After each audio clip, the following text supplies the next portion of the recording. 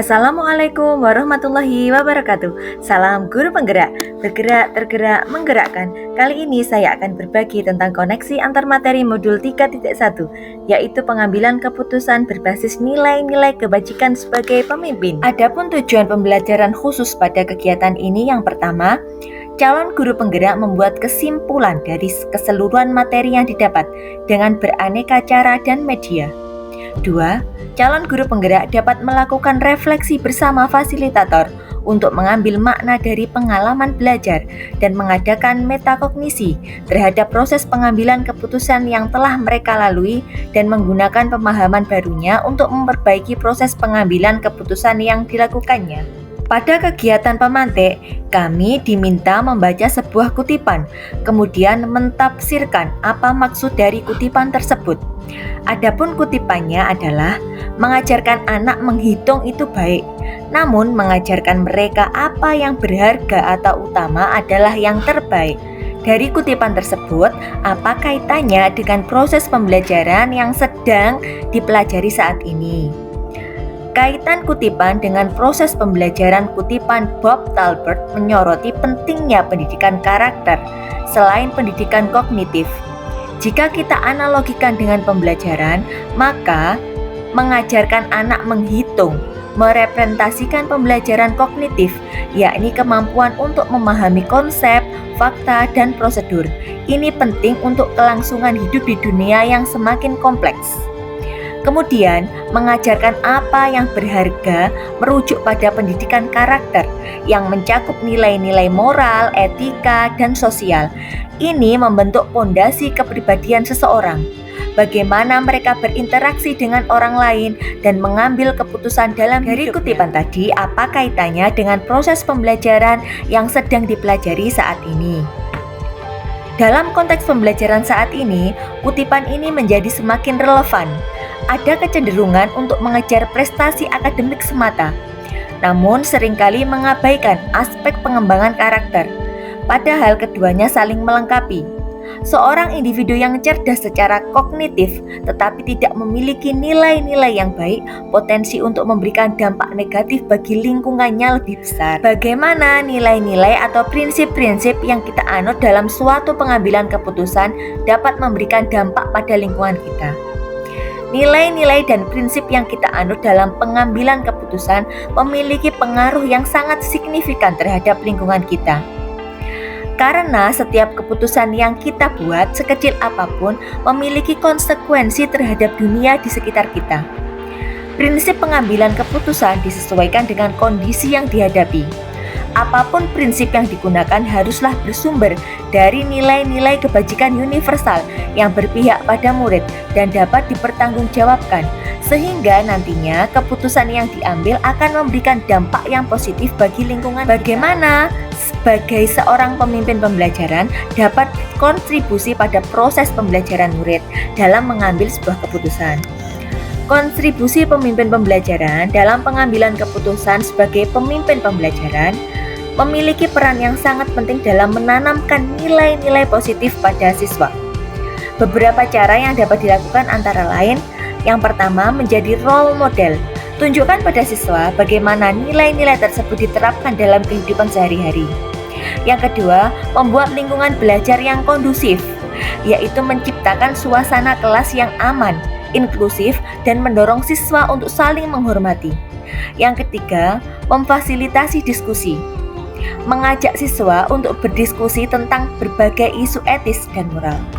Yang keempat, mengintegrasikan nilai-nilai dalam pembelajaran, yaitu menghubungkan nilai-nilai dengan materi pelajaran yang sedang dipelajari. Yang kelima, memberikan pengakuan dan penghargaan. Berikan apresiasi siswa yang menunjukkan perilaku yang sesuai dengan nilai-nilai yang telah ditetapkan. Menurut Anda, apakah maksud dari kutipan ini jika dihubungkan dengan proses pembelajaran yang telah Anda alami di modul ini? Jelaskan pendapat Anda. Nah, di sini ada sebuah kutipan, yaitu pendidikan adalah sebuah seni untuk membuat manusia menjadi berpikir etis. Nah, kutipan tersebut dalam konteks pembelajaran memiliki makna yang sangat mendalam jika kita kaitkan dengan proses pembelajaran.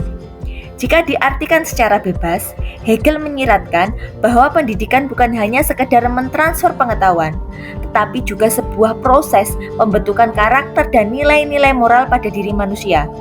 Kutipan Hegel memberikan perspektif yang luas mengenai tujuan pendidikan. Pendidikan tidak hanya tentang transfer pengetahuan, tetapi juga tentang pembentukan manusia yang berkarakter, bermoral dan bertanggung jawab. Dalam konteks pembelajaran yang semakin kompleks, kutipan ini menjadi semakin relevan. Pendidikan yang berpusat pada manusia dan nilai-nilai etika akan menghasilkan generasi yang lebih baik dan mampu menghadapi tantangan di masa depan. Berikut rangkuman kesimpulan soal yang pertama. Bagaimana filosofi Ki Hajar Dewantara dengan Pratap Triloka memiliki kaitan dengan penerapan pengambilan keputusan sebagai seorang pemimpin? Pratap Triloka adalah konsep pendidikan Ki Hajar Dewantara yang terdiri dari 3 unsur utama, yaitu ing ngarsa sung tulodo, di depan memberikan contoh, ing madya mangun karso, di tengah membangun semangat, dan tutwuri handayani, di belakang memberikan dorongan. Konsep ini relevansi yang sangat kuat dengan pengambilan keputusan pemimpin. Ing ngarsa sung tulodo yaitu seorang pemimpin harus menjadi contoh yang baik bagi yang dipimpinnya. Keputusan yang diambil harus mencerminkan nilai-nilai yang ditanamkan. Ing madya mangun karso, pemimpin harus mampu membangkitkan semangat dan motivasi pada yang dipimpin. Keputusan yang diambil harus melibatkan partisipasi dan memberikan ruang bagi kreativitas. 3. Tutwuri handayani, pemimpin harus memberikan dukungan dan dorongan pada yang dipimpin. Keputusan yang diambil harus memberikan ruang bagi keselarasan dan pembelajaran. Soal yang kedua, bagaimana nilai-nilai yang tertanam dalam diri kita berpengaruh kepada prinsip-prinsip yang kita ambil dalam pengambilan sebuah keputusan. Nilai-nilai yang kita anut akan menjadi filter dalam pengambilan keputusan. Jika kita mengutamakan kejujuran, maka keputusan yang kita ambil akan selalu didasarkan pada fakta yang benar. Jika kita mengutamakan keadilan, maka keputusan kita akan mempertimbangkan kepentingan. Pertanyaan yang ketiga, bagaimana materi pengambilan keputusan berkaitan dengan kegiatan coaching yang diberikan pendampingan atau fasilitator dalam perjalanan proses pembelajaran kita, terutama dalam pengujian pengambilan keputusan yang telah kita ambil. Apakah pengambilan keputusan tersebut telah efektif? Masihkah ada pertanyaan-pertanyaan dalam diri kita atas pengambilan keputusan tersebut? Hal-hal ini tentunya bisa dibantu oleh sesi coaching yang telah kita bahas pada materi sebelumnya. Nah, dalam materi pengambilan keputusan yang telah dipelajari memiliki hubungan erat dengan kegiatan coaching pada modul sebelumnya. Pada proses coaching, kita membantu coachee dalam mengambil keputusan. Sedangkan pada modul ini, kita merefleksikan apakah keputusan yang kita ambil dapat dipertanggungjawabkan ataukah justru akan menimbulkan masalah di kemudian hari. Dalam pembelajaran pengambilan keputusan ini, kita diberikan panduan tentang 4 paradigma, kemudian 3 prinsip, dan 9 langkah pengambilan keputusan. Soal yang keempat, bagaimana kemampuan guru dalam mengelola dan menyadari aspek sosial emosionalnya akan berpengaruh terhadap pengambilan suatu keputusan, khususnya masalah dilema etika. Nah, di sini kemampuan guru dalam mengelola dan menyadari aspek sosial emosionalnya adalah kunci dalam mengambil keputusan yang tepat, terutama dalam menghadapi dilema etika. Dengan memahami emosi diri sendiri dan emosi siswa, guru dapat menciptakan lingkungan belajar yang positif, membangun hubungan yang kuat dengan siswa, dan mengambil keputusan yang adil serta bijak. Soal yang kelima, bagaimana pembahasan studi kasus yang fokus pada masalah moral atau etika kembali pada nilai-nilai yang dianut oleh seorang pendidik.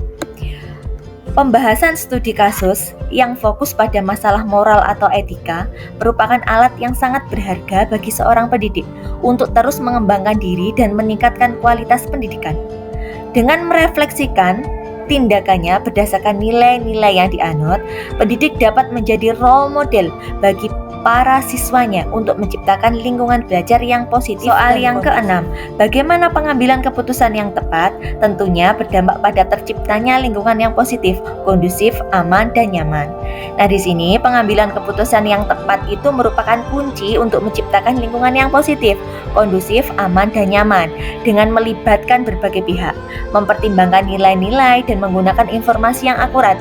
Kita dapat membuat keputusan yang bermanfaat bagi semua orang. Pertanyaan yang ketujuh, apakah tantangan-tantangan di lingkungan Anda untuk dapat menjalankan pengambilan keputusan terhadap kasus-kasus dilema etika ini?